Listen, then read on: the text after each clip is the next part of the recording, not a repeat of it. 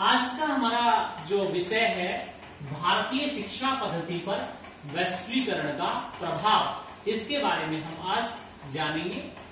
ये कि जो कंटेम्प्रेरी इंडियन सोसाइटी है, समकालीन भारतीय समाज में शिक्षा नामक विषय वस्तु पुस्तक के चतुर्थ इकाई से ये जो टॉपिक है यहाँ आज हम अध्ययन करेंगे।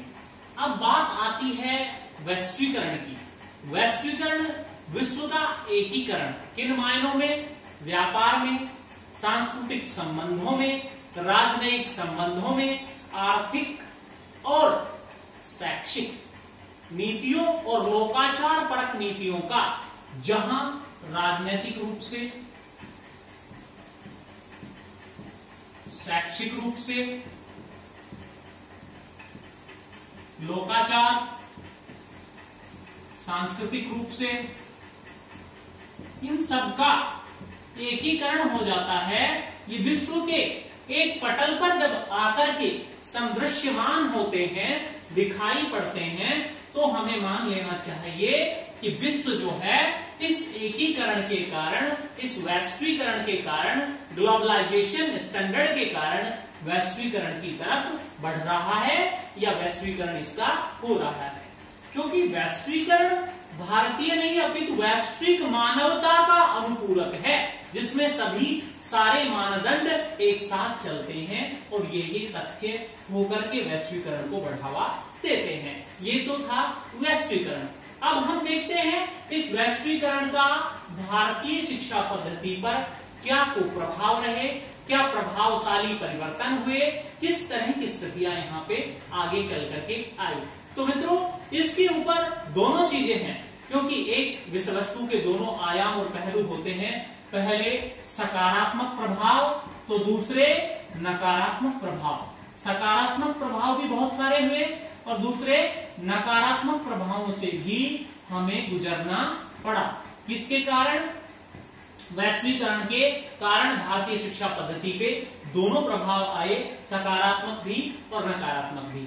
सकारात्मक प्रभावों की तरफ अगर मैं देखता हूं तो सकारात्मक प्रभाव में सबसे पहले हमने ये चीज अच्छे से पढ़ी है, देखी है, सोची समझी भी है कि सकारात्मक प्रभाव में प्रतिस्पर्धा के माध्यम से गुणवत्ता बेहतर हुई है। प्रतिस्पर्धा जहां आई है, कॉम्पिटिटिव हो गया है, कॉम्पिटिटिव योग होने के कारण हमारी जो शिक्षा की गुणवत्ता है उसमें बेहतरी आई है। कैसे? प्रतिस्पर्धा के कारण गुणवत्ता का बेहतरीकरण कैसे हुआ है, मैं आपको बताऊं। कैम्ब्रिज, यूनिवर्सिटी ऑफ लंदन और आपकी बहुत सारी नामचीन जो यूनिवर्सिटियां हैं, जैसे ये आपकी मैं बताना चाह रहा था MIT अमेरिका की, मैसाचुसेट्स इंस्टीट्यूट ऑफ टेक्नोलॉजी, ऐसी कुछ नामचीन संस्थाएं हैं जिन्होंने ग्लोबल पार्टनरशिप के ऊपर वर्क करके भारतीय और अरब जैसे देशों में, खाड़ी देशों में अपने संस्थान स्थापित किए हैं। वो ये वैश्वीकरण की नीतियों और समझौतों के कारण एक हमारे यहाँ सकारात्मक प्रभाव पड़ा है और उसके कारण दूरव्यापी शिक्षण, डिस्टेंस एजुकेशन के MOU हुए हैं।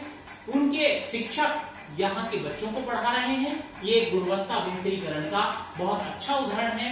जैसे IIM जो भारत के प्रबंध संस्थान है, जैसे भारत की सेंट्रल यूनिवर्सिटीज है, जैसे भारतीय तकनीकी संस्थान है, ये वैश्विक स्तर पर यूरोपियन EU यूनियन जो है, यूरोपियन यूनियन संघ की जितनी भी विश्वविद्यालय नामचीन है, उनके साथ में समझौता करके और अपने यहाँ उस टेक्नोलॉजी, उस शैक्षिक विद्वानों के विचारों को सकारात्मक रूप से आगे बढ़ा रहे हैं। तो ये एक पहला फायदा है।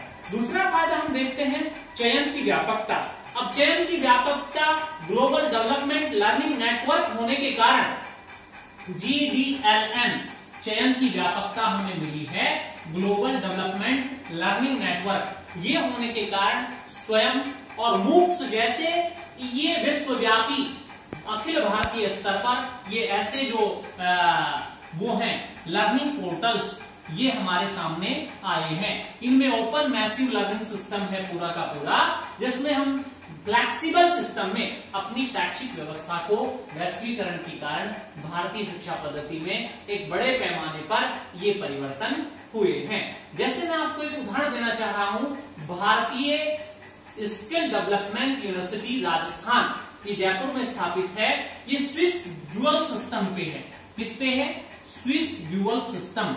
स्विस ड्यूअल सिस्टम में मतलब जो स्विट्जरलैंड देश है उसकी टेक्नोलॉजी, उसके करिकुलम से संबंधित बुक्स और पूरा का पूरा टेक्नोलॉजी एडवांसमेंट यहाँ भारतीय डेवलपमेंट यूनिवर्सिटी, जो स्किल डेवलपमेंट यूनिवर्सिटी है, भारतीय स्किल डेवलपमेंट यूनिवर्सिटी जयपुर के द्वारा यहाँ इजाद किया गया है। और हमें चयन की व्यापकता मिली है कि हम अपनी इच्छा के अनुसार विषयों का चयन करके एक एनालाइज लेवल पे, एक वृहद स्तर पर अपने एजुकेशन को, अपनी नॉलेज को, अपने स्किल को क्या कर सकते हैं? एक्सपर्टनेस में बदल सकते हैं, प्रोफिशिएंसी अपने हुनर में ला सकते हैं। तो ये हमें, और इसके अलावा भी बहुत सारे हमें प्रभाव हुए हैं। हमारी जो लोकल कल्चर थी, जो हमारी स्थानीय संस्कृति थी, जो हमारा हिस्ट्री था, वो सारा का सारा उस स्तर पे गया है। तो हेरिटेज, आर्कियोलॉजी, म्यूजिक, जितना भी हमारी चिकित्सा पद्धति, बहुत सारी सिचुएशंस, हमारे यहाँ का भारत का ज्ञान वैश्विक स्तर पर एक ग्लोबल पटल के ऊपर आकर के विश्व के लोगों के अंदर जाना जा रहा है, उनके द्वारा पढ़ा जा रहा है। वहां के तकनीकी संस्थान और तकनीकी विषय और अन्य विषयों के चयन के अंदर हमें व्यापकता मिली है। ये तो मित्रों कुछ इसके उदाहरण थे, इसके अलावा बहुत सारे हो सकते हैं। अब हम ज्यादा समय लेते हुए अब चलते हैं नकारात्मक प्रभावों की तरफ, कि जिस चीज के हमें सकारात्मक प्रभाव प्राप्त हुए उसके नकारात्मक पहलू भी जरूर है, तो वो भी जान लेना जरूरी है। पहला है जो ये शैक्षिक प्रभाव है, इसने हमारी लोकहित, हमारी संस्कृति समृद्ध, जो हमारी स्थानीय संस्कृति है उसको कहीं ना कहीं तिरोहित किया है। उसकी स्थिति को, पश्चिमी शिक्षा मॉडल को इन्होंने आगे बढ़ावा दिया है। जैसे मैकाले जिस कंडीशन में वैश्वीकरण की तरफ ले जा रहा था, तो केवल अंग्रेजी को बढ़ावा दे रहा था, केवल पश्चिमी वेस्टर्न एजुकेशन सिस्टम को बढ़ावा दे रहा था। ये एक बहुत बड़ा नुकसान हमें वैश्वीकरण के कारण हो रहा है, जिससे हमारी स्थानीय संस्कृति और नॉलेज विलुप्त प्राय होने को जा रही है। दूसरी, प्रतिस्पर्धा इतनी बढ़ गई है कि बालक केवल रोजगार के लिए, हुनर के लिए नहीं, केवल रोजगार और लाइवलीहुड्स के लिए वर्क कर रहा है। उसमें क्वालिटी नाम की चीजें, गुणवत्ता रूपी मानदंड कहीं ना कहीं हमें समाप्त होता नजर आ रहा है।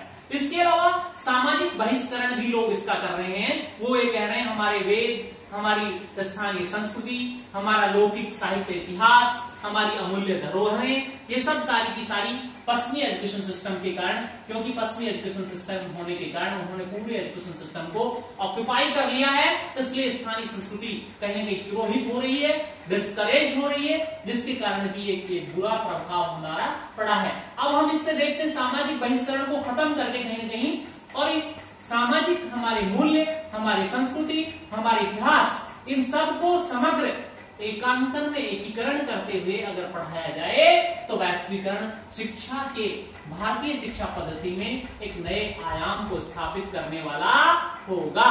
धन्यवाद।